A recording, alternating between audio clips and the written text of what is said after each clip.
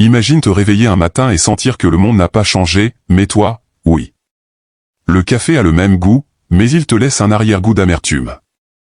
Les visages familiers te semblent soudain étrangers, comme s'ils jouaient encore dans une pièce que tu ne peux plus feindre d'aimer. Le lit dans lequel tu dormais n'est plus un refuge, mais une prison tapissée de draps confortables. Et dans le silence de ta chambre, une vérité brutale résonne, tu n'es plus la personne que tu prétendais être. Tu as survécu, oui. Mais tu n'as pas encore évolué. Tu t'accroches aux anciennes habitudes comme à des bouées crevées, ce travail que tu disais le supporter, cette relation que tu appelais acceptable, cette routine qui t'empêchait de sombrer. Mais aujourd'hui, elle ne fonctionne plus. Elle ne t'apaise plus. Elle t'étouffe. Tu te demandes, est-ce que je perds la tête? Est-ce que je traverse une crise? Ou est-ce quelque chose de plus grand? Une transformation qui ne vient pas en douceur, mais en fragments. Le paradoxe est là, et si ce que tu ressens n'est pas une chute, mais une naissance? Une naissance brutale, sans anesthésie, où l'ancien toi se fissure sous la pression de celui que tu es destiné à devenir. Quand l'univers veut t'élever, il ne t'envoie pas des bénédictions, il t'envoie le chaos. Il ne te console pas, il t'arrache. Il ne te chuchote rien, il hurle à travers les ruines. Mais comment savoir que ce n'est pas juste un coup du sort? Comment discerner une épreuve d'une évolution déguisée? Tu ne verras aucun signe dans les étoiles. Tu les sentiras, dans les entrailles brûlantes de ton âme. Voici 3 signes que l'univers ne cherche pas à te détruire, il exige ta transformation. Premier signe, ce que tu tolérais devient insupportable. Il y a un moment subtil, presque imperceptible où ce que tu appelais « normal » commence à t'asphyxier. Ce travail que tu supportais devient une prison mentale.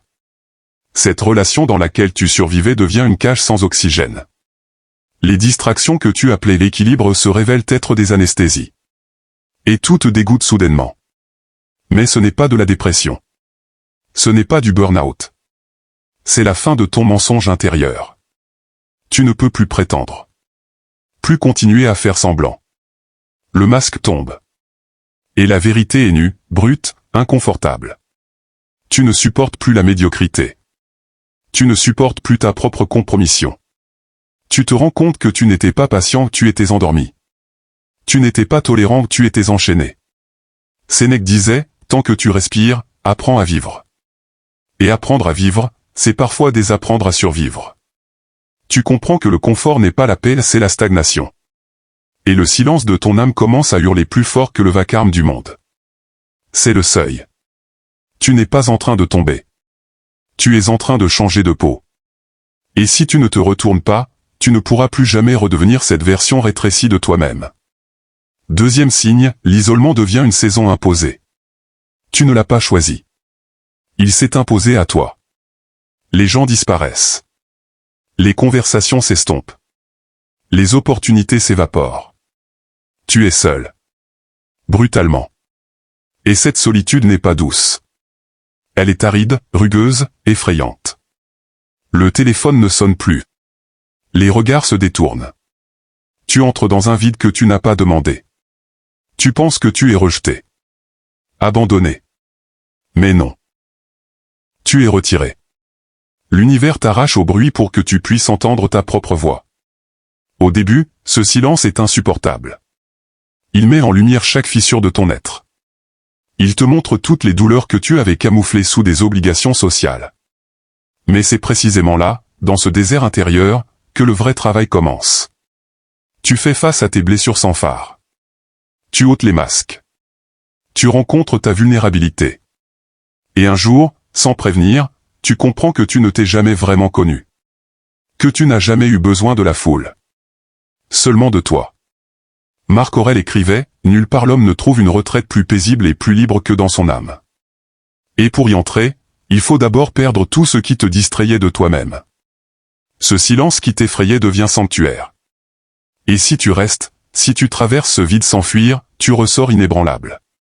Troisième signe, les mêmes douleurs reviennent, encore et encore. Tu te dis, pourquoi est-ce que ça m'arrive toujours à moi? Différentes personnes. Différents lieux. Mais toujours la même trahison. La même peur. La même blessure. Tu crois être maudit. Mais non.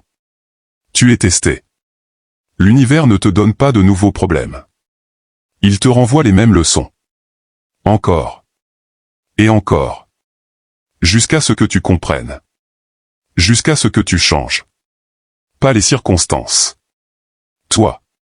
Tu fais face au même rejet, mais sous un nouveau visage.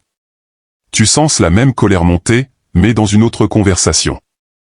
Et chaque fois, tu réagis, comme avant. Mais un jour, tu ne réagis plus. Tu observes. Tu comprends. Tu choisis autrement. Épictète disait, les circonstances ne forment pas l'homme, elles le révèlent à lui-même.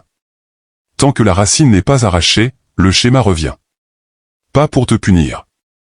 Pour t'affiner. Pour te polir. Quand tu cesses de résister et que tu accueilles la leçon, quand tu ouvres la porte non par fatalisme, mais par lucidité, tu évolues. Tu n'es plus la victime du cycle. Tu es celui qui l'a transcendé. Et alors, le test cesse. Car tu n'es plus à ce niveau. Ce n'est pas en fuyant la douleur qu'on devient fort. C'est en se laissant transformer par elle. Conclusion, tu n'es pas brisé. Tu es en train de naître. Alors demande-toi. Et si tout ce qui semble s'effondrer n'est pas une fin, mais un recommencement? Et si la solitude est une bénédiction? Et si la répétition est une preuve d'amour du destin? Et si ce que tu vis n'est pas une destruction, mais une reconstruction sacrée? Nous ne sommes pas des victimes du sort. Nous sommes ses élèves. Et la douleur qui te brisait autrefois est celle qui, aujourd'hui, te façonne. La plupart fuient les tempêtes. Mais ceux qui évoluent, y marchent les yeux ouverts. Pas pour être détruits, mais pour être définis à nouveau. Si tu es fatigué de répéter les mêmes cycles, si tu ne veux plus survivre, mais éclore, alors comprends ceci. L'univers ne cherche pas ton confort. Il exige ta métamorphose. Il arrache, il dépouille, il fait tomber tout ce qui n'est pas toi. Pour que, enfin, tu puisses devenir ce que tu es destiné à être.